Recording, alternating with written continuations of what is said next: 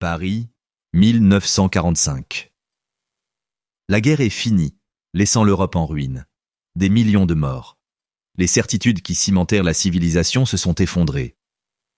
Dans un café bondé de la rive gauche, un homme petit et louche fume cigarette sur cigarette et écrit frénétiquement, développant des idées qui façonneront la conception de l'humanité pour toute une génération.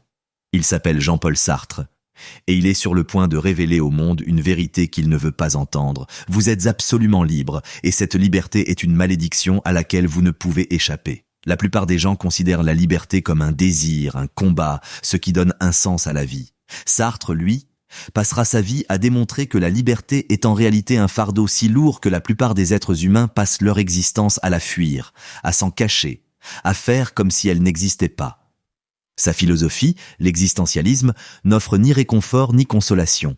Elle offre quelque chose de plus précieux et de plus terrible, la vérité sur l'existence humaine dépouillée de toute illusion rassurante.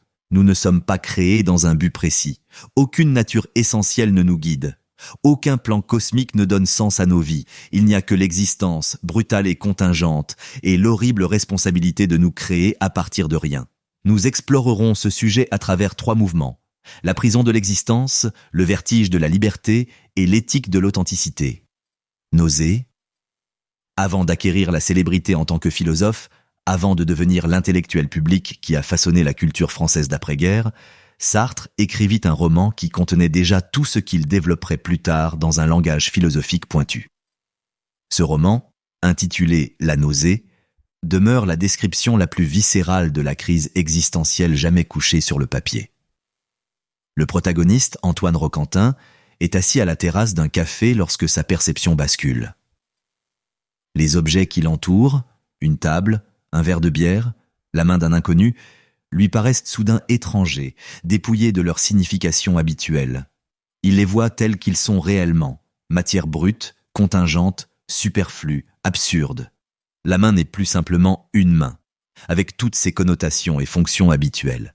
C'est une chose pâle et charnue, palpitante de sang, recouverte de fins poils, dont l'existence est totalement arbitraire. Il n'y a aucune raison qu'elle existe.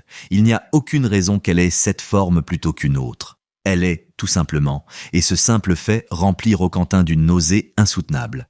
Il ne s'agit pas d'un problème médical. C'est ce qui se produit lorsque le voile de la familiarité se déchire et que l'on perçoit l'existence elle-même, sans le filtre conceptuel qui protège normalement la conscience du contact direct avec la réalité. Nous appréhendons le monde à travers un réseau de significations, de fonctions et de catégories. Ceci est une chaise pour s'asseoir. Ceci est un stylo pour écrire. Ceci est une personne, jouant un rôle social. Ces significations nous semblent concrètes, objectives, comme des propriétés inhérentes aux objets eux-mêmes. Mais non.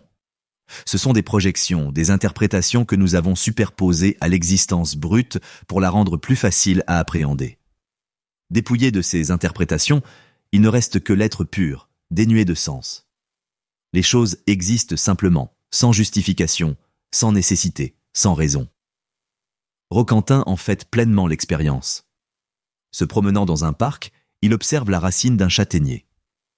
D'ordinaire, il verrait simplement une racine d'arbre et passerait son chemin. Mais à présent, il voit autre chose. Une matière noire et noueuse qui jaillit de la terre, tordue et noueuse, existant sans raison apparente, absolument superflue. La nausée s'intensifie. Ce n'est pas un dégoût physique, mais un vertige ontologique. Le vertige qui naît de la prise de conscience que rien n'a besoin d'exister, que l'existence elle-même est un accident incompréhensible, que l'univers entier, y compris vous-même, est radicalement contingent. Cette contingence signifie que rien n'a d'essence ni de nature prédéterminée. La racine de l'arbre ne suit aucun plan cosmique dictant sa forme idéale. Elle a simplement poussé ainsi par une série de hasards, modifié n'importe quel facteur de son histoire et elle sera différente, voire inexistante. Il en va de même pour vous. Vous n'êtes pas l'accomplissement d'un dessein essentiel. Vous n'êtes pas là pour une raison.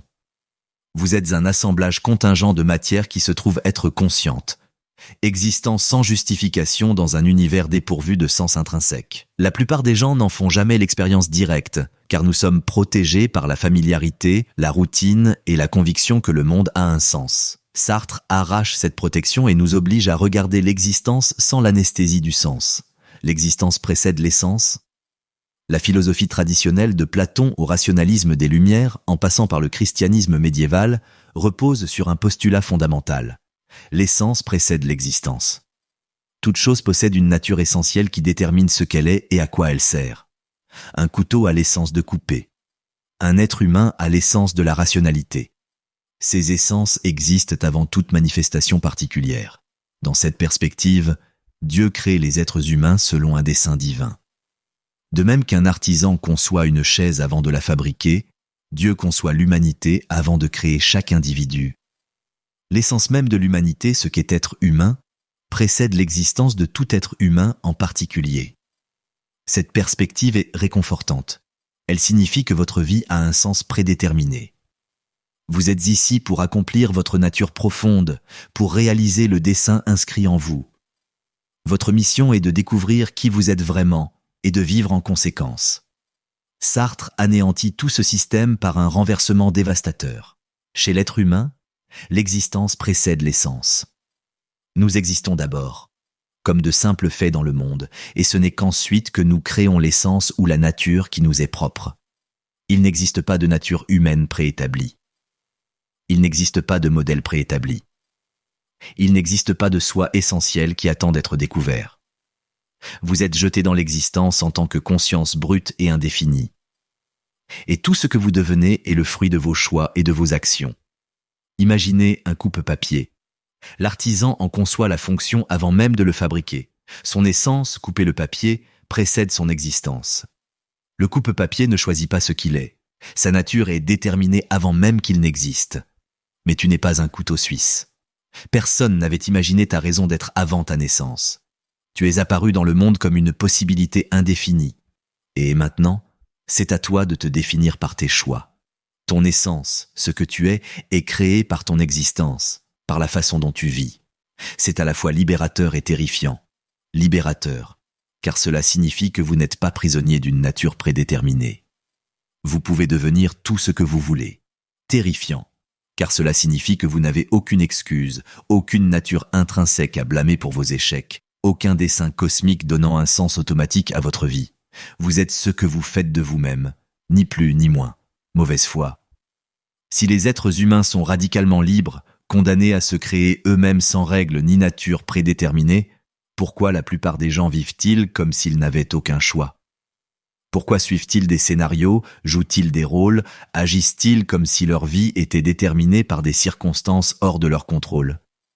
La réponse de Sartre, la mauvaise foi, stratégie humaine fondamentale pour échapper à l'angoisse de la liberté.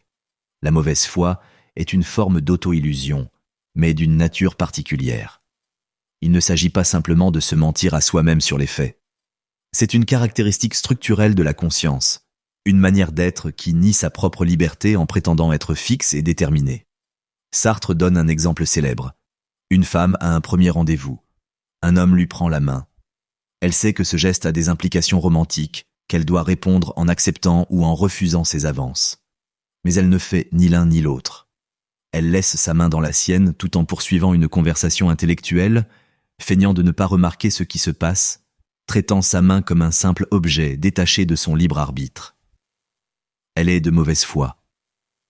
Elle est à la fois consciente et niant sa liberté de choix. Elle se transforme en objet passif au lieu de reconnaître qu'elle est un sujet actif qui doit décider. Prenons l'exemple du serveur que décrit Sartre qui se déplace dans le café avec une précision exagérée, ses gestes trop mécaniques, sa voix trop théâtrale. Il n'est pas simplement serveur. Il joue le rôle du serveur, il interprète cette fonction comme si elle faisait partie intégrante de son identité plutôt que comme un rôle qu'il a choisi. Pourquoi ? Parce que s'identifier totalement à ce rôle le libère de toute liberté. S'il est fondamentalement serveur, alors ses actions sont déterminées par celles des serveurs. Il n'a pas à choisir, il ne fait qu'agir selon sa nature. Cela s'étend à tous les rôles et identités sociales. L'homme d'affaires sérieux qui se persuade qu'il n'a d'autre choix que de conclure cet accord. Le soldat qui prétend ne faire qu'obéir aux ordres. Le conjoint qui insiste sur le fait que ses vœux de mariage éliminent toute possibilité de choisir de rester dans la relation. Tous ces exemples illustrent la mauvaise foi, le déni de liberté par la prétention d'être soumis à des forces extérieures.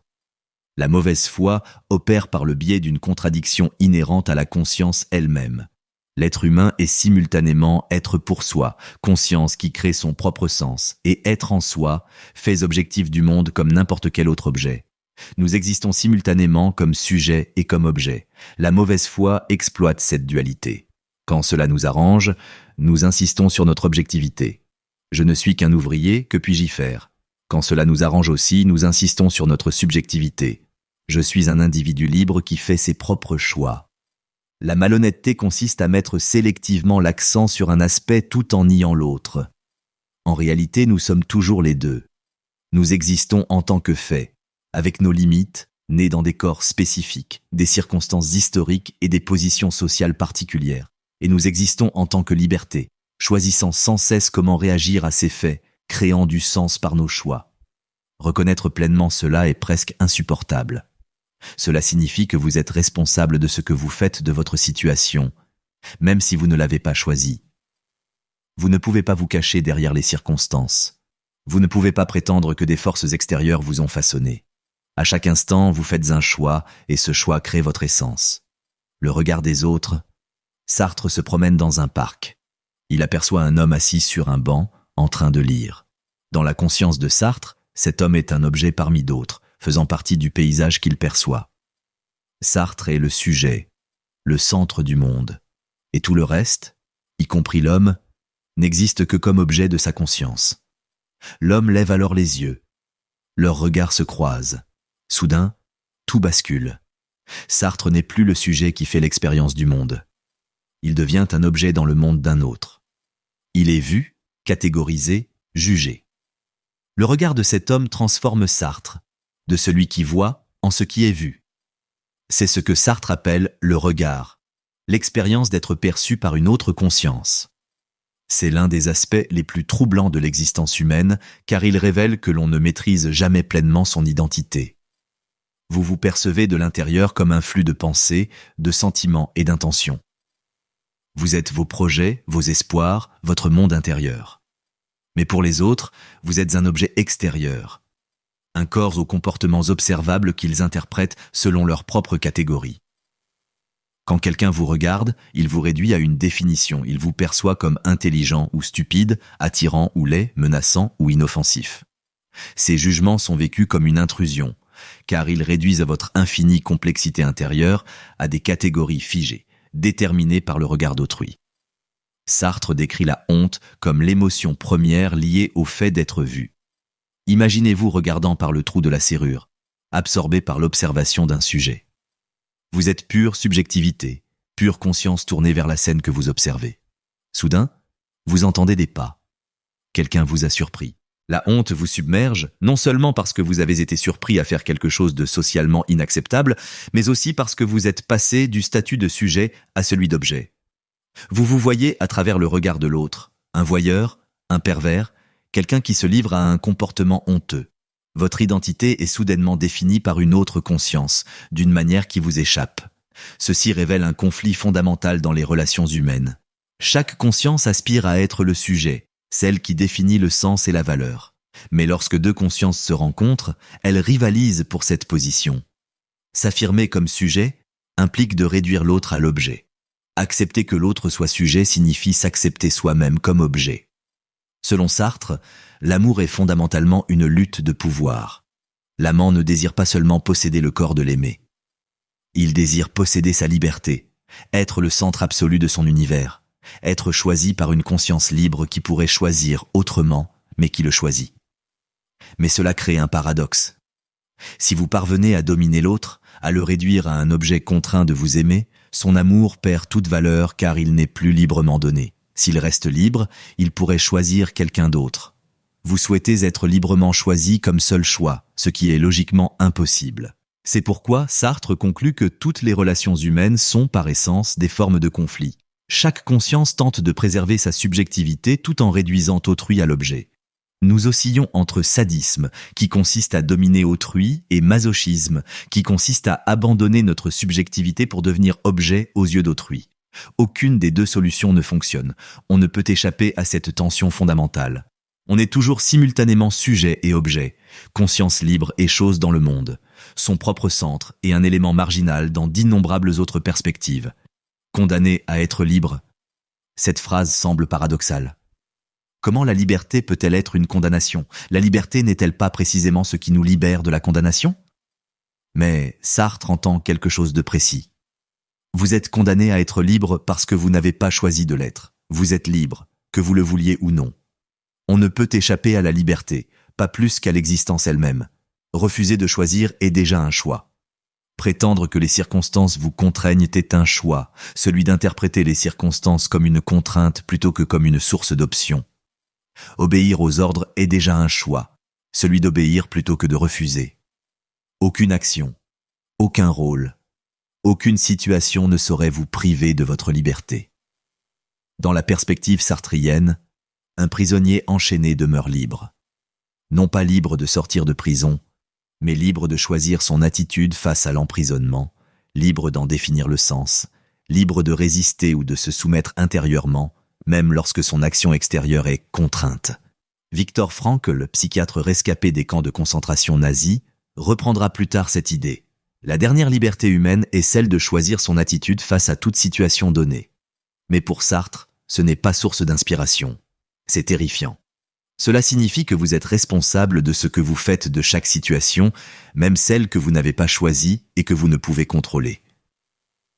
Vous ne pouvez vous cacher derrière le déterminisme, le conditionnement social, les traumatismes psychologiques, derrière quoi que ce soit. L'angoisse que cela engendre est fondamentale à l'existence humaine. Sartre la nomme angoisse existentielle, ce vertige qui naît de la prise de conscience que rien ne détermine nos choix, que nous créons notre essence à chaque action, que nous sommes responsables de ce que nous devenons. Imaginez-vous au bord d'une falaise. Vous avez peur de tomber. Mais sous cette peur se cache une angoisse plus profonde. Vous avez peur de vous-même, peur de sauter, peur que rien ne vous empêche de faire le grand saut, si ce n'est votre propre décision, instant après instant. Le sol sous vos pieds est solide, mais le sol sous votre liberté n'est rien, un abîme. Cette angoisse révèle ce que Sartre appelle notre responsabilité absolue. Vous êtes responsable non seulement de vos actes délibérés, mais de tout ce que vous êtes. Vous ne pouvez blâmer ni vos parents, ni la société, ni votre contexte historique. Ce sont là des faits qui constituent votre situation, mais vous choisissez comment les appréhender, comment les interpréter, comment les laisser vous définir ou refuser de vous laisser définir par eux. Un soldat reçoit l'ordre de commettre une atrocité. Il peut prétendre n'avoir eu le choix, avoir obéi aux ordres. Mais Sartre insiste sur le fait qu'il s'agit de mauvaise foi. Il a choisi de rester dans l'armée. Il a choisi de reconnaître l'autorité qui donnait les ordres. Il a choisi d'obéir. À chaque étape, des alternatives existaient. Il est pleinement responsable de ses actes, quelles que soient les pressions extérieures. Cette norme semble d'une sévérité insoutenable. Comment peut-on être tenu responsable de choix faits sous une contrainte extrême? Mais Sartre ne porte pas un jugement moral extérieur. Il décrit la structure ontologique de l'existence humaine. La liberté n'est pas un agréable privilège, un luxe. Elle est notre essence même. Nous ne sommes rien d'autre que notre liberté de choisir et le poids cumulé des choix déjà faits. L'abîme biographique. Jean-Paul Sartre est né en 1905 à Paris. Son père, officier de marine, mourut alors que Sartre n'avait que 15 mois. Il fut alors élevé par sa mère et son grand-père, un professeur de langue renommé qui occupait une place prépondérante au sein du foyer. L'absence de son père a profondément marqué Sartre, mais pas de la manière dont la psychanalyse l'aurait prédit. Il n'a pas passé sa vie à rechercher des figures paternelles ni à compenser cette absence. Au contraire, il a goûté à une liberté singulière. Aucune autorité masculine ne le définissait, aucun patriarche dont il devait se conformer aux attentes ou s'opposer. Son grand-père lui offrit des livres, une éducation et une stimulation intellectuelle, sans pour autant lui imposer un modèle de ce que devait devenir le jeune Jean-Paul. Cela permit à Sartre de se construire, de devenir écrivain et philosophe, sans avoir à lutter contre des attentes préconçues. Physiquement, il était peu attrayant, petit, et louchait suite à une maladie infantile. Il ne serait jamais beau, athlétique, ni ne connaîtrait jamais le succès conventionnel dans les domaines où les jeunes hommes excellent généralement. Mais il découvrit que la brillance intellectuelle offrait une autre voie, une autre façon de compter. À l'école normale supérieure, haut lieu de la formation intellectuelle française, Sartre rencontra Simone de Beauvoir. Leur relation dura 50 ans et devint l'un des couples intellectuels les plus célèbres du XXe siècle. Ils conclurent un pacte, honnêteté absolue, indépendance mutuelle, absence de mariage conventionnel, liberté d'entretenir d'autres relations tout en préservant leur lien principal. Cette situation a scandalisé la morale conventionnelle, mais elle incarnait la philosophie de Sartre dans la pratique. Ils ont refusé de laisser les conventions sociales définir leurs relations. Ils ont établi leurs propres règles, accepté l'anxiété et les complications que cela engendrait, et vécu selon des principes qu'ils avaient choisis plutôt que selon des rôles hérités. Pendant la Seconde Guerre mondiale, Sartre fut mobilisé dans l'armée française, fait prisonnier par les Allemands en 1940 et passa 9 mois dans un camp. Cette expérience fut déterminante. Contraint physiquement, il découvrit le caractère inéluctable de la liberté. Même en captivité, des choix demeuraient. Comment se comporter avec les gardiens? Comment organiser son temps? Comment préserver sa dignité ou y renoncer? Quel sens donner à la souffrance?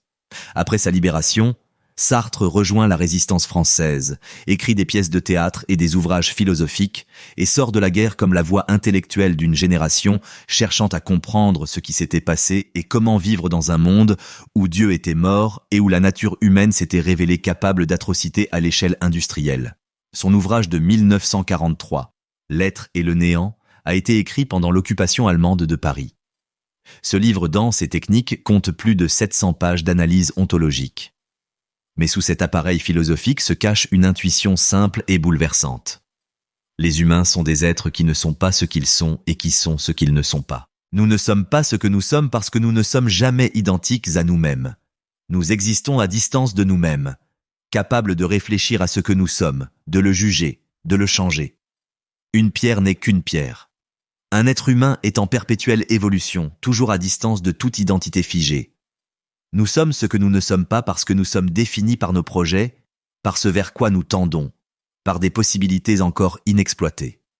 Nous vivons dans le futur, tournés vers ce que nous aspirons à devenir plutôt que de nous complaire dans ce que nous sommes.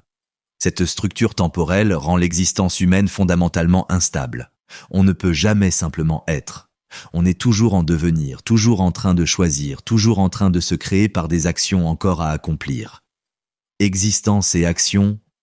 Avant Sartre, la philosophie était essentiellement contemplative. Le philosophe observait la réalité, élaborait des théories et recherchait la vérité par la pensée. L'action était secondaire, une conséquence possible d'une compréhension juste. Sartre inverse cette perspective. La pensée est secondaire, l'action primordiale. On ne découvre pas qui l'on est pour ensuite agir en conséquence. On se découvre par l'action, par les choix que l'on fait et les engagements que l'on prend. C'est pourquoi Sartre insiste sur le fait que vous n'êtes rien d'autre que vos actions. Vos intentions ne comptent pas. Vos pensées les plus intimes ne comptent pas. Ce que vous vous persuadez de croire ne compte pas. Seuls vos actes comptent, car seule l'action forge votre essence. Un homme prétend aimer sa mère mais ne lui rend jamais visite, ne l'appelle jamais, ne pense jamais à elle, sauf lorsqu'on lui pose la question directement. Sartre affirme que cet homme n'aime pas sa mère. Son affirmation est vaine.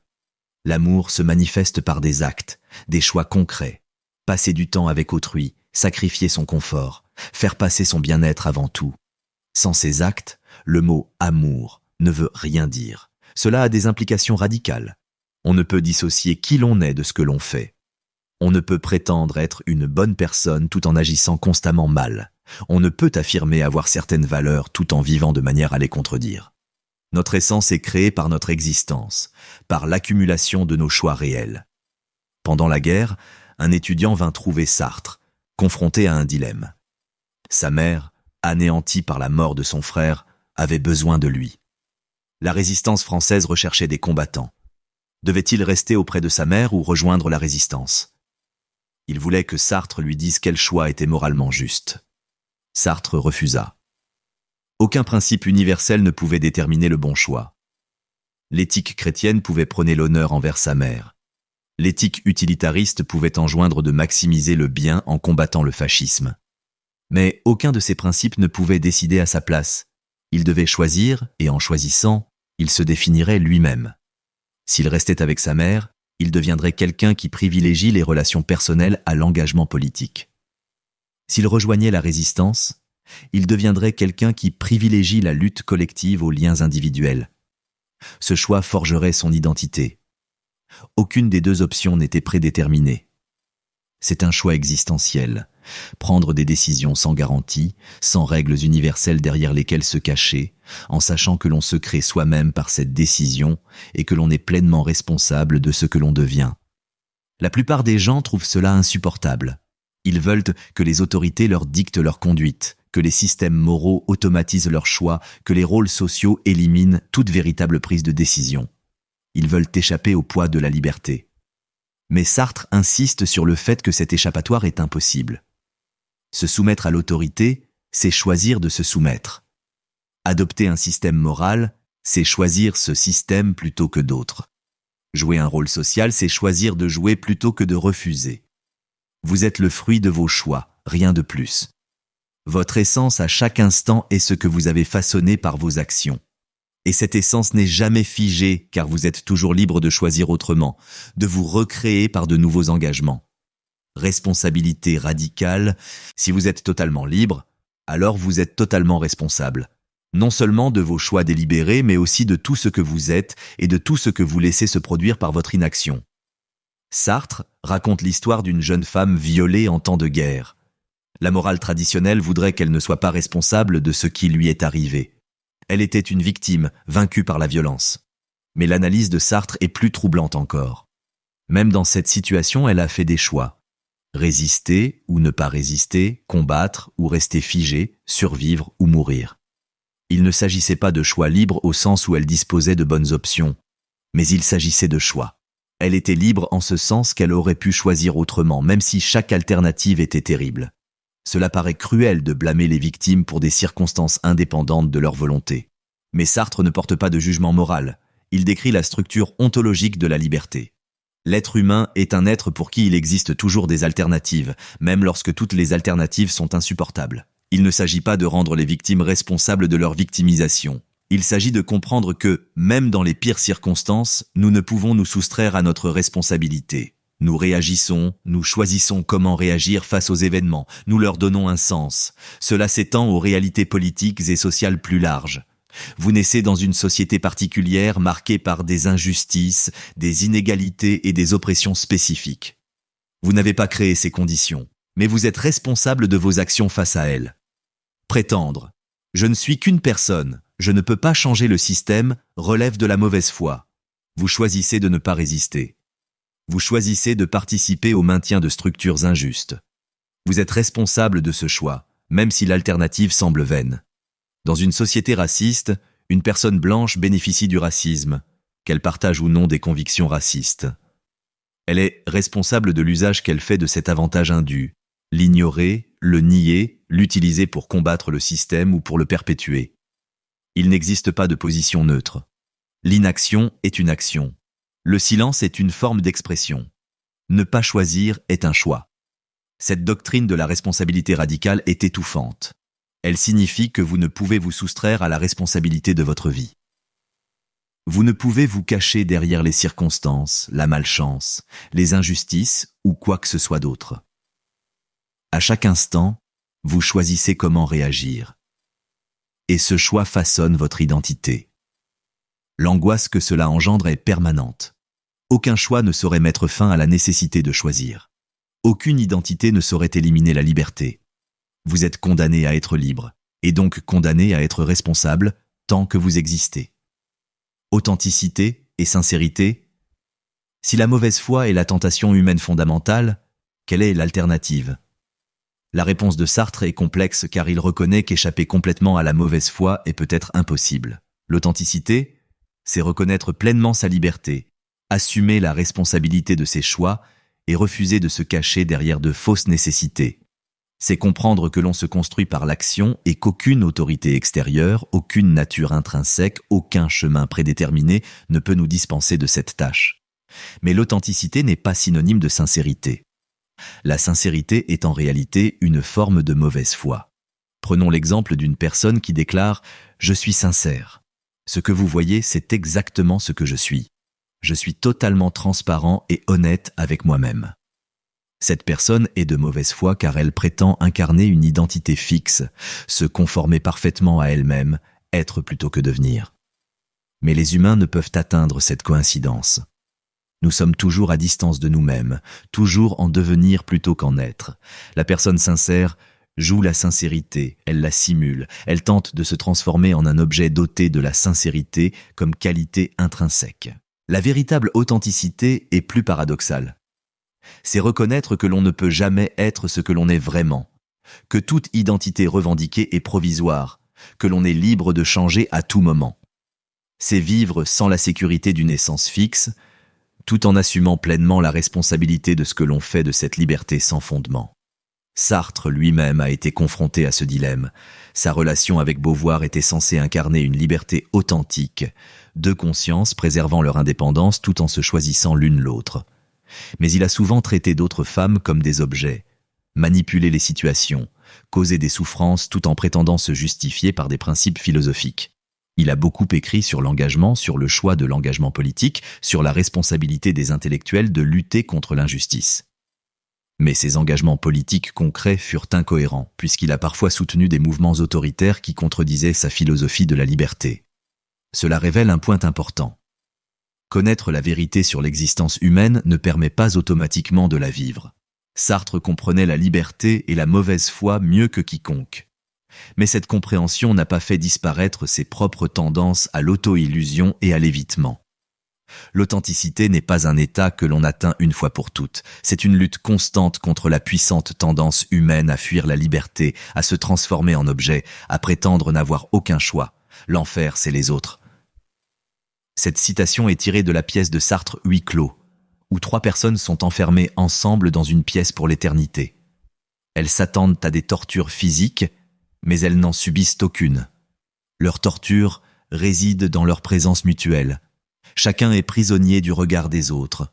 Chacun est défini par la façon dont les autres le perçoivent, incapable de maîtriser sa propre identité, incapable d'échapper à son statut d'objet dans la conscience d'autrui. Et parce qu'ils sont morts, ils ne peuvent changer, ne peuvent entreprendre d'actions nouvelles susceptibles de modifier la façon dont ils sont perçus. Ils sont figés à jamais dans le jugement des autres.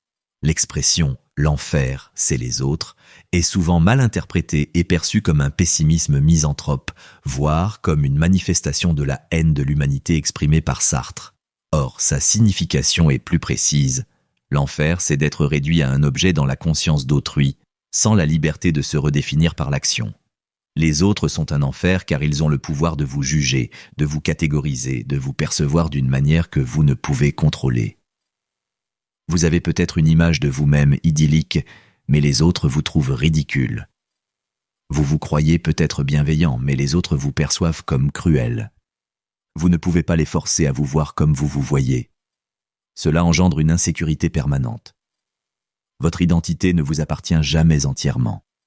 Elle est en partie déterminée par la façon dont les autres vous perçoivent et vous jugent.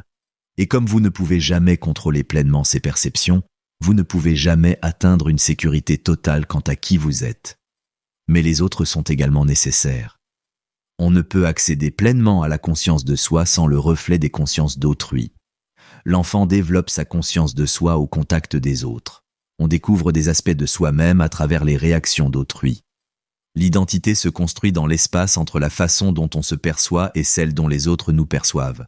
C'est le paradoxe fondamental des relations humaines. On a besoin des autres pour devenir pleinement soi-même. Mais les autres représentent aussi une menace permanente pour notre autonomie, un regard qui peut nous réduire à un objet, nous juger, nous définir d'une manière qui nous échappe. La philosophie de Sartre n'offre aucune solution à cette tension. L'altérité demeure à la fois nécessaire et menaçante. Les relations restent fondamentalement conflictuelles. Le mieux à faire est de le reconnaître honnêtement plutôt que de prétendre que le conflit n'existe pas sous le vernis des convenances sociales, créer de la valeur. Si Dieu est mort, s'il n'existe pas de nature humaine essentielle, si l'existence précède l'essence, d'où viennent alors les valeurs? Qu'est-ce qui rend une chose juste ou injuste, bonne ou mauvaise, digne ou sans valeur? La réponse de Sartre est sans équivoque. Les valeurs ne viennent de nulle part. On les crée par ses choix. Il n'existe pas de vérités morales objectives à découvrir. Il n'existe pas de principes universels inscrits dans la nature même de la réalité. Il n'existe pas de commandement émanant d'une autorité transcendante. Il n'existe que des êtres humains qui créent des valeurs par leur manière de vivre. Chaque fois que vous faites un choix, vous affirmez l'importance de quelque chose. Vous créez de la valeur là où il n'y en avait pas auparavant. Choisir d'aider quelqu'un, ce n'est pas reconnaître une vérité morale préexistante, c'est donner de la valeur à l'aide par votre choix même d'aider. Cela ne signifie pas que les valeurs sont arbitraires ou que tout est permis. Vos choix ont du poids précisément parce qu'aucune norme extérieure ne les justifie. Vous êtes responsable des valeurs que vous créez. Vous ne pouvez pas vous retrancher derrière l'affirmation que vous suivez une morale objective. Sartre affirme qu'en choisissant pour soi-même, on choisit pour toute l'humanité. Choisir une action, c'est affirmer implicitement que c'est ainsi que les êtres humains devraient agir dans cette situation. Par ce choix, on crée un modèle d'humanité. Mentir pour éviter les difficultés revient à admettre que le mensonge est une réaction humaine acceptable face à l'adversité. Se sacrifier pour aider autrui revient à affirmer que c'est ainsi que les êtres humains devraient se comporter. Votre action est une affirmation de ce qui a de la valeur. Cela engendre une immense responsabilité. Il ne s'agit pas seulement de faire des choix personnels qui n'affectent que vous-même. Vous participez à la création des valeurs du monde, à la définition de ce que devient l'humanité. Un homme d'affaires choisit de privilégier le profit à la sécurité de ses employés. Il ne s'agit pas d'une simple décision pragmatique. Il affirme que le profit prime sur le bien-être humain. Par son choix, il crée cette valeur et il est responsable du monde que cette valeur contribue à façonner. Une artiste choisit de créer de la beauté en pleine crise politique. Elle affirme ainsi que la beauté a de la valeur même quand le monde est en proie aux flammes. Elle est responsable de ce choix et de ce qu'il révèle sur les priorités humaines. Il est impossible d'échapper à cette responsabilité en invoquant les circonstances ou la nécessité. Vos choix créent constamment de la valeur et vous en êtes responsable. Fiançailles. Pour le jeune Sartre, la philosophie s'attachait avant tout à décrire la condition humaine. Liberté, facticité, mauvaise foi, authenticité, mais la guerre le transforma. Il lui devint impossible de se cantonner à la simple description. La question devint « Que faire de notre liberté ?» Sa réponse « L'engagement, un engagement actif pour changer les conditions concrètes du monde. » Sartre s'engagea résolument en politique, se ralliant au mouvement de gauche et utilisant ses écrits pour plaider en faveur du changement social, participant à des manifestations et des controverses publiques. Il refusa le prix Nobel en 1964, ne souhaitant pas être absorbé par le système qu'il critiquait. Son argument était philosophique. Si l'être humain forge son essence par l'action, alors l'action politique est essentielle à l'humanité. Refuser de s'engager, rester détaché et contemplatif, est en soi un choix qui vous définit comme quelqu'un qui privilégie le confort à la justice. On ne peut dissocier l'authenticité personnelle de l'engagement politique. Le monde dans lequel on vit détermine les possibilités qui s'offrent à nous. Si ce monde est injuste, s'il restreint la liberté d'autrui, alors une existence authentique exige de s'engager pour le changer. Cela a conduit Sartre à soutenir divers mouvements révolutionnaires, parfois sans esprit critique. Il a défendu le communisme soviétique plus longtemps que ne le justifiaient les preuves, minimisé les récits des atrocités staliniennes et soutenu des mouvements de résistance violents sans examiner pleinement leurs méthodes. Ses détracteurs affirmaient que ses prises de position politiques contredisaient sa philosophie. Si la liberté est la valeur fondamentale, comment pouvait-il soutenir des régimes autoritaires ? Si l'authenticité exige de reconnaître ses choix, comment pouvait-il justifier la violence comme une nécessité historique ? Sartre s'est confronté à ces contradictions. Ses œuvres ultérieures ont tenté de concilier l'existentialisme et le marxisme, d'élaborer une éthique qui honore à la fois la liberté individuelle et la lutte collective. Ce projet est resté inachevé, peut-être même inachevé. Mais l'idée fondamentale demeure valable. On ne peut prétendre valoriser la liberté tout en restant indifférent aux conditions qui la privent d'autrui. L'existence authentique exige de s'engager face aux injustices du monde, d'utiliser sa liberté pour étendre celle des autres. Le regard inversé. Si les autres vous réduisent à un objet par leur regard, vous faites de même. Chaque interaction implique cette objectification mutuelle, cette lutte pour la subjectivité. Mais que se passe-t-il si vous refusez consciemment cette lutte ? Que se passe-t-il si vous choisissez de reconnaître les autres comme des sujets libres plutôt que de les traiter comme des objets à utiliser ou à manipuler ? C'est le fondement de l'éthique de Sartre, même s'il ne l'a jamais pleinement développée. Si votre liberté est absolue et que vous êtes responsable de tous vos choix, alors vous êtes responsable de la manière dont vous traitez les libertés d'autrui. Vous pouvez choisir de dominer les autres, de les utiliser comme instruments pour vos projets. Mais ce faisant, vous choisissez un monde où la domination est acceptable, où les êtres humains sont des moyens plutôt que des fins. Ou bien, vous pouvez choisir de reconnaître en autrui une liberté égale, une indéfinition égale, un engagement égal à se construire par le choix. Cela n'élimine pas le conflit, mais le transforme d'une lutte pour la domination en une négociation entre êtres libres. Simone de Beauvoir a approfondi cette idée dans ses travaux sur l'éthique et le féminisme. Elle soutenait que la véritable liberté exige de lutter pour la liberté de tous. Votre liberté est amoindrie lorsque d'autres sont opprimés, car leur oppression restreint les possibilités offertes par le monde commun dans lequel vous vivez. Dans une société sexiste, une femme est soumise aux attentes et aux limitations de cette société. Mais les hommes le sont aussi. Contraints de jouer des rôles rigides, privés de qualités considérées comme féminines, prisonniers de leur propre forme de mauvaise foi. La liberté de chacun est interdépendante. Cela suggère un principe. Privilégier les actions qui élargissent la liberté plutôt que celles qui la restreignent. Reconnaître que les autres se construisent aussi par leur choix. Refuser de les réduire à des catégories figées ou à des objets à votre disposition. Il ne s'agit pas d'une loi morale imposée de l'extérieur. C'est reconnaître que la liberté est la valeur fondamentale, car elle fait partie intégrante de votre être. Respecter la liberté d'autrui, c'est respecter la même réalité que vous revendiquez pour vous-même. Le fardeau de l'héritage. Sartre est mort en 1980. 50 000 personnes ont suivi son cortège funèbre à travers Paris, un élan extraordinaire pour un philosophe. Il était devenu le symbole de l'engagement intellectuel, du refus de séparer la pensée de l'action, du recours à la philosophie pour affronter les problèmes humains concrets. Mais son héritage est complexe. Sa vie personnelle a souvent contredit sa philosophie. Il a maltraité les femmes malgré sa relation avec Beauvoir. Il a noué des alliances politiques douteuses. Il n'a jamais achevé l'élaboration de l'éthique systématique que sa philosophie semblait exiger. Sa philosophie elle-même recèle des tensions peut-être insolubles. S'il n'existe pas de nature humaine, sur quoi fonde l'affirmation que la liberté a de la valeur? Si tous les choix sont également dénués de fondement, comment justifier une préférence pour certains choix plutôt que d'autres? Si l'authenticité parfaite est impossible à atteindre, à quoi bon la rechercher? Pourtant, ces idées fondamentales restent pertinentes. Nous sommes mis au monde sans l'avoir choisi, nous sommes libres, que nous le voulions ou non. Nous nous créons par nos choix. Nous sommes responsables de ce que nous devenons. Ce ne sont pas des vérités faciles, mais ce sont des vérités qu'on ne peut ignorer une fois qu'on les a comprises. La psychologie moderne a largement rejeté le cadre théorique de Sartre. Les neurosciences suggèrent que le libre arbitre est une illusion, que les choix sont déterminés par des états cérébraux façonnés par la génétique et l'environnement. La psychologie évolutionniste explique le comportement humain par des mécanismes adaptatifs sélectionnés au fil de millions d'années. Mais Sartre ne avance pas d'hypothèse empirique sur le fonctionnement du cerveau. Il décrit la structure de l'expérience vécue. Que le libre arbitre soit fondamentalement réel au sens métaphysique du terme, nous nous percevons comme libres. Nous nous percevons comme ayant le choix. Nous sommes responsables de nos choix.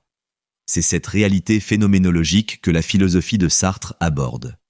Et l'expérience de la liberté, même si elle est en fin de compte illusoire, engendre la même angoisse, la même responsabilité, la même nécessité de se construire soi-même que celle décrite par Sartre. Savoir que nos choix peuvent être prédéterminés n'enlève rien au fardeau de choisir. Vivre authentiquement.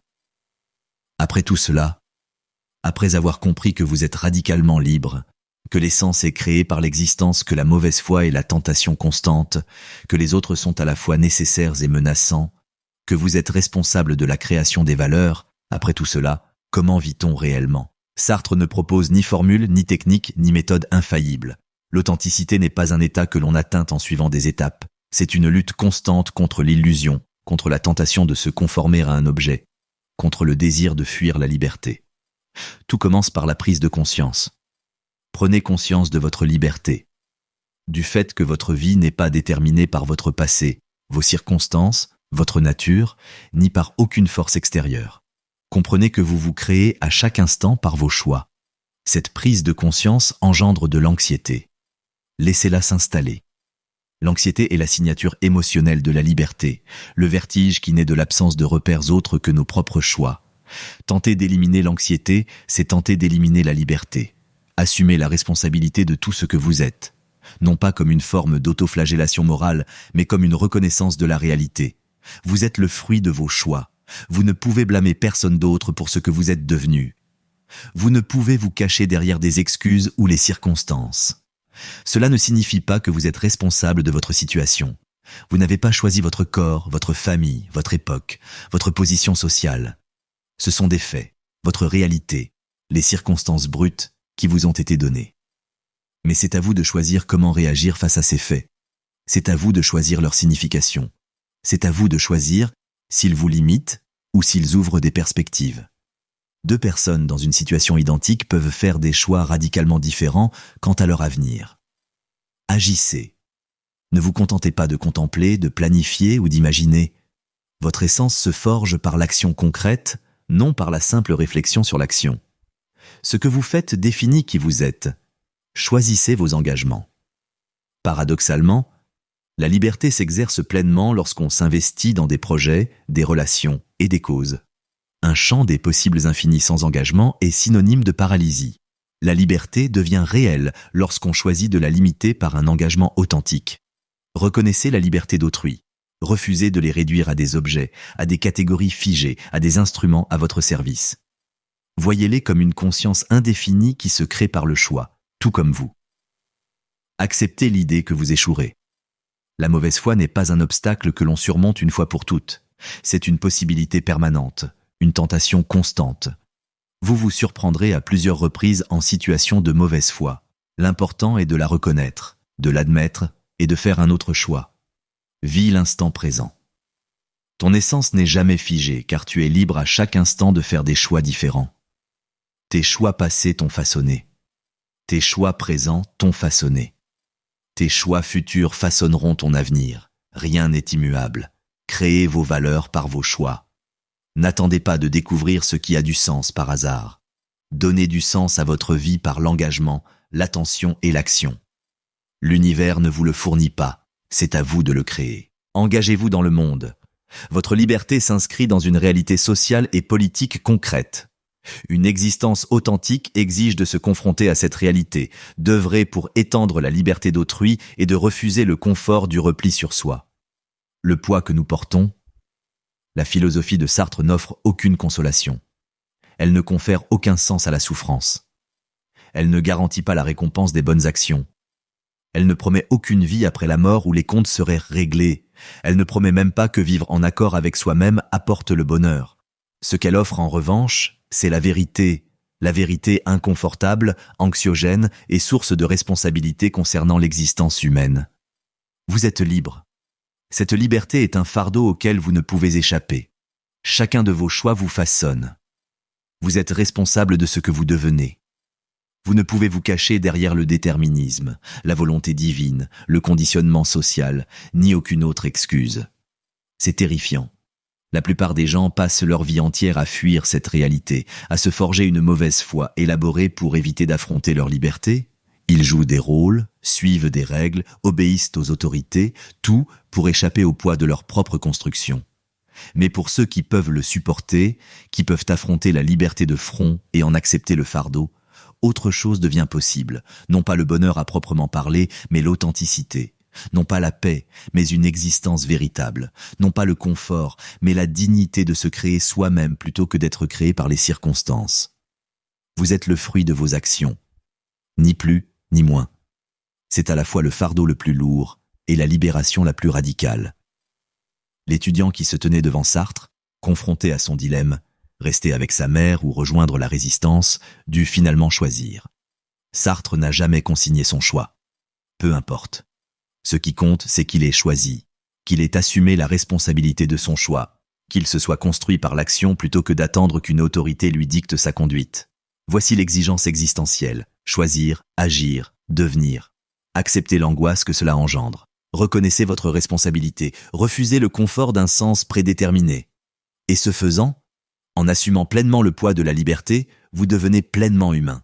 Non pas au sens d'accomplir une nature essentielle, car il n'existe pas de nature essentielle, mais au sens d'exercer la capacité proprement humaine de se créer à partir de rien, de donner un sens à sa vie par les choix que l'on fait. Tu es condamné à être libre. Cette condamnation est aussi ta gloire. Ce fardeau est aussi ta force. Ce poids est ce qui te rend humain. La question n'est pas de savoir si vous porterez ce fardeau. Vous n'avez pas le choix. La question est de savoir si vous le porterez consciemment, en assumant la responsabilité de ce que vous créez avec votre liberté, ou si vous passerez votre vie dans la mauvaise foi, en prétendant que ce poids n'existe pas alors qu'il vous écrase malgré tout. Sartre a choisi la conscience. Il a vécu sa philosophie de manière imparfaite, contradictoire, mais authentique. Il a porté le poids de la liberté et s'en est servi pour créer du sens dans un univers qui en était dépourvu. Ce poids est désormais entre vos mains. Qu'allez-vous en faire ?